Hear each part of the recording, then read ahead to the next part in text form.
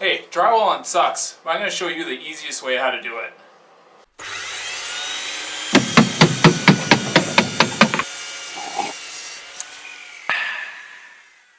Hey guys, so this is the bathroom that I am going to be drywalling. If you didn't know, I actually redid this bathroom not that long ago, but because I was trying to save money, I ended up putting the old paneling back up.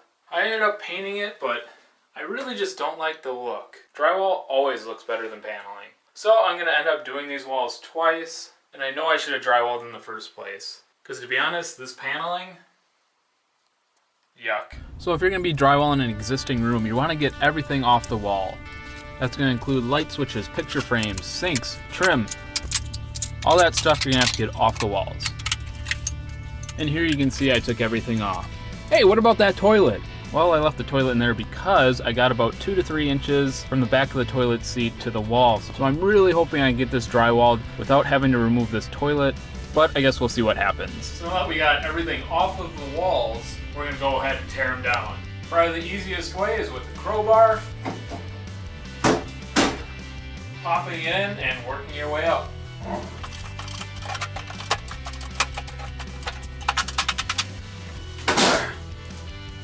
Just rip it off.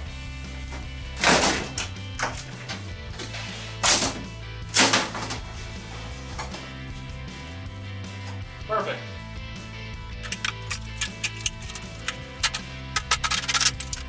Now, as we're removing all this paneling, you're gonna have to bear with me because we're going dark. I gotta take these lights out because I need to remove the ceiling. The ceiling is paneling, and I'm also gonna be drywalling that. But lucky for me, I got this weird looking lamp, so at least we'll have some light for this portion of the video.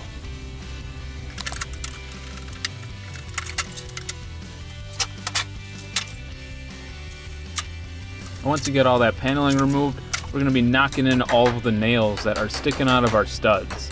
You're going to have leftover nails and screws from that paneling, or whatever type of material that you removed, and you're going to want to make sure that you get rid of those, so that way your drywall can sit flush against your stud. And after that, we're just making sure that everything is straight and square. Using a level, you can make sure that all your studs are lined up, and doing some adjusting if you need to. And remember, the more square your framing is, the easier it is to actually cut out your pieces of drywall and put them up. So my first piece is going to be the ceiling because I want to install my lights again so I don't have to use this weird lamp. And my room's pretty odd shaped, so I'm going to have to take a lot of measurements, but let's get started.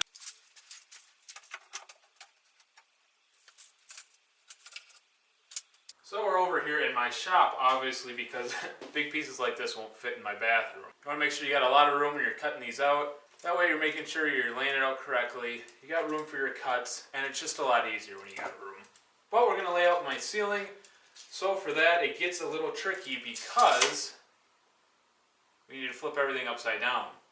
This probably isn't helping.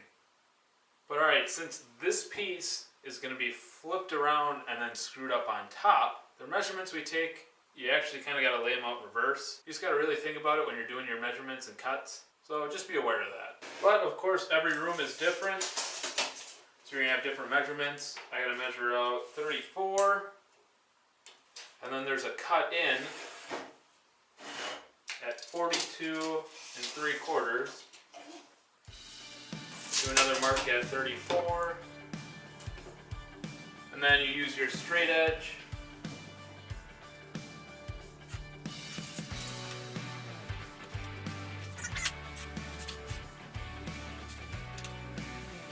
So we're going to work on cutting this piece out, and if you have an awkward piece of drywall that you want to cut out, it's best to just cut it out in sections. So we're just going to lop this side off, then we're going to do another piece and another piece. That'll be the best, easiest way to get this piece out. So we have cut drywall, just with a box cutter. Follow your line. And then you can put your cut line, make sure it's off the table. And it'll just drop down like that. And then you can just take your box cutter, come in through the back side here.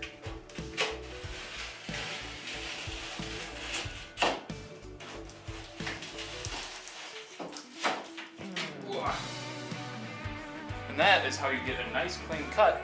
Easy peasy.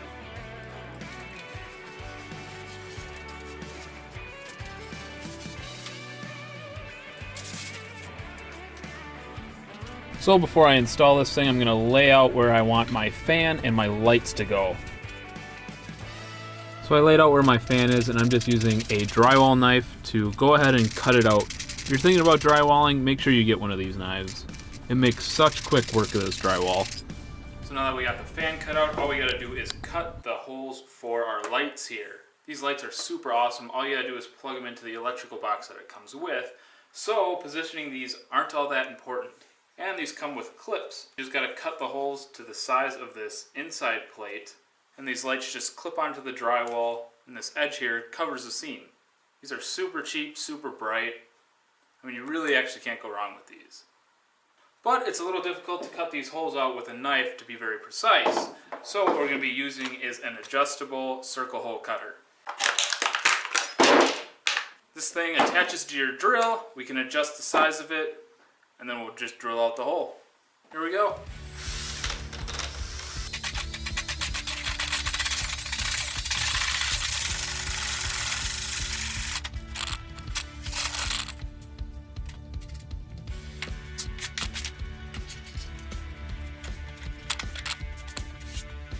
So we are ready to put our piece up top, but before we do that, I'm going to go ahead and mark on the wall over here where our studs are going to be. The reason I'm doing that is once we get the piece up, we're not going to be able to see them, so we want to know where these studs actually are. As you can see here, I got some water lines in the way, and of course there's a lot of electric too. You do not want to drill into something like that. It's going to cause a huge big mess, and then you're going to be taking it all down and replacing a lot more. So it's just easy enough to mark on the side right here where your studs are going to be. You can line it up, and that way when you're drilling it in, you're going to be able to hit it. So if you're installing drywall ceiling, you probably want to use one of these things. As you can see, I'm struggling quite a bit trying to hold this thing up and drill it in at the same time. Luckily for me, I had a little ledge on the right side of the screen that I could prop the drywall into to help me hold it up. Yeah, trust me when I say this was definitely not the first take. It is definitely a struggle doing this by yourself, so if you got someone that can help you, definitely grab that helping hand, because this is not an easy job. But once I got a few screws in, it was able to hold up by itself, and then I was able to just drill in the rest of the screws that were needed.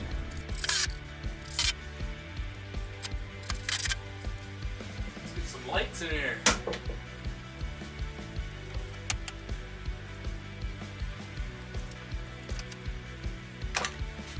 There we go. And we have lights again. Well, I'll probably be fine for mudding. But when I retexture these walls, I'm gonna have to take these lights out, but as you saw, it's pretty easy. These lights are great. I can get rid of this lamp thing. And now we're just moving onto the walls. We're doing the same process. Make sure you're doing measurements, getting it very accurate. I got some plumbing down there. I gotta measure that. And I got a little electrical box too that I need to measure.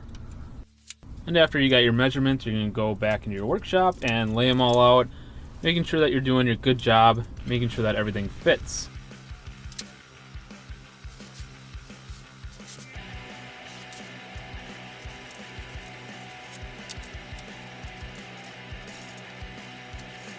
Now you're probably wondering why I have such a small piece that I'm putting in here. You want to make sure that the pieces are as big as possible so you have the least amount of seams. Problem is I'm working in such a small bathroom, I actually had to cut this piece up because I couldn't fit it through the door. But this is a good time to show you that if you're working in a room that's bigger and your drywall won't fit corner to corner, you're going to have to end your drywall seams on the middle of a stud. You're doing this so that you can screw in each edge of each piece of drywall into the stud. And this is just making sure that your seam won't move, crack, or bend. And here's a good example of how small this bathroom is. You can't even move around in here.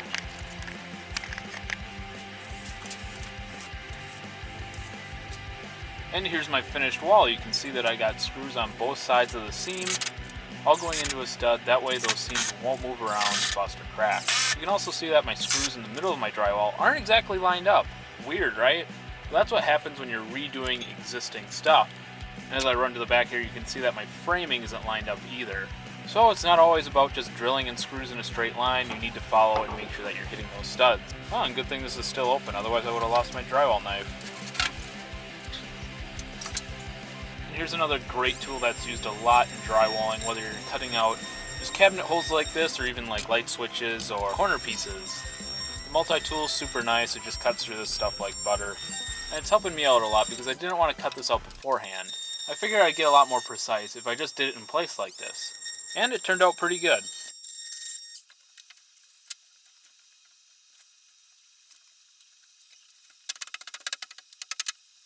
Hey guys, as you can see, we got all the drywall up. It's looking good, and now it's time to start mudding. So I already got some mud mixed up. All we're using is just some compound. Alright, don't do that. Now we're just mixing it with water to make it turn into mud.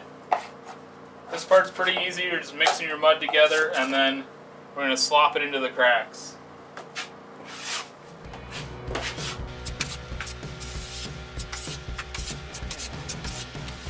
And this is why it was important to make sure that your screws actually were embedded a little bit into the drywall, so that way you can cover it up with this mud.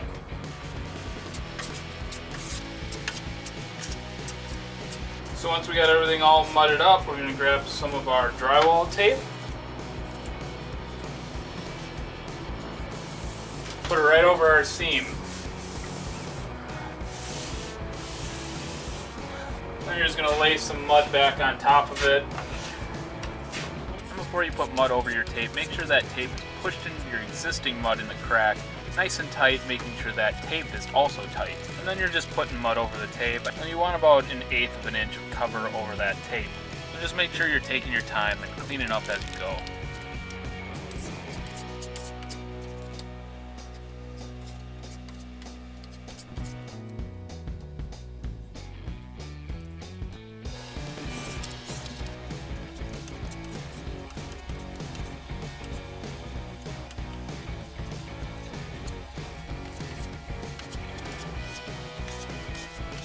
So it's the next day, we're all done mudding. I know I didn't get much video of it, and that's because it's a really dirty process. It's hard to mud and fuddle around with a camera, so again, the process is just mudding your cracks, putting on your tape, and mudding over your tape.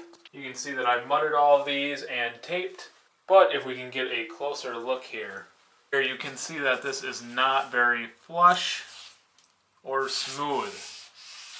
So the next thing we gotta do is what everyone hates to do on all projects ever.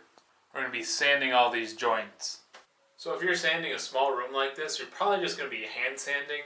Using sandpaper and a block of wood will really help you get into the corners too. But doing this by hand just really isn't my style. This is gonna take forever. I got a better idea. Now this is more like it. So I understand that not everyone is going to have access to a machine like this, and that you're probably going to have to sand with a sander or just hand sanding. I mean, hey, when someone lets you borrow something like this, I mean, you're going to take it. But as you can see just right away how dusty this gets. If you're sanding like this, you should probably put on a mask, and hopefully your area is a little bit more ventilated than mine.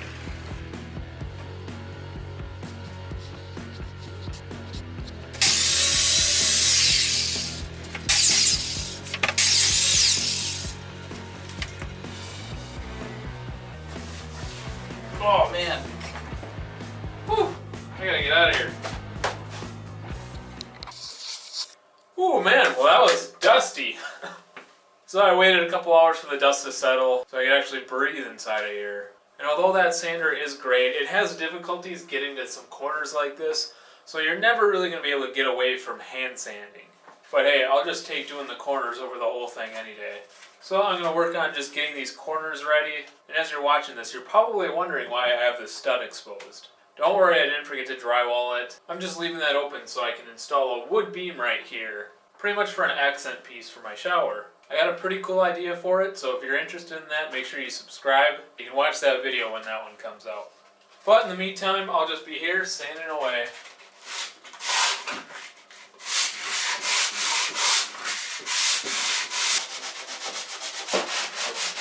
Alright guys, I waited until the next day because I gotta tell you, I mean, it was dusty in here, that is for sure. But nobody said that drywalling was a clean business, and now that we kind of cleaned off the walls and the dust settled, we're actually ready to texture. So we don't want to leave our walls like this. It's kind of boring just being flat, so we're going to add a little bit of texture to it. But for texturing, I just bought a can. Again, I got a small bathroom, so can is all I need. At least I hope so. If you're using a bigger area, you should probably use a spray gun that you connect to an air compressor. It'll be a lot cheaper than buying all these cans. But we got our texture, and we're just going to spray it on. And then I got my shield right here to cover up areas that I do not want the texture to go. So, let's get started. Start over here, I guess. So, texturing, you can kind of just do your own thing. I know there's a bunch of different patterns you can do. I think the directions on the bottle said that you're supposed to start in the middle, do circles, gradually making the circles get bigger. Obviously in corners like that you can't really do that, so you're just kind of spraying and trying to do what you can. It's all just a big random spray mess, so you're just eyeballing it and spraying it where you can and doing your own design, making it look good. I don't know, there's not really any advice to this, just spray it on the wall.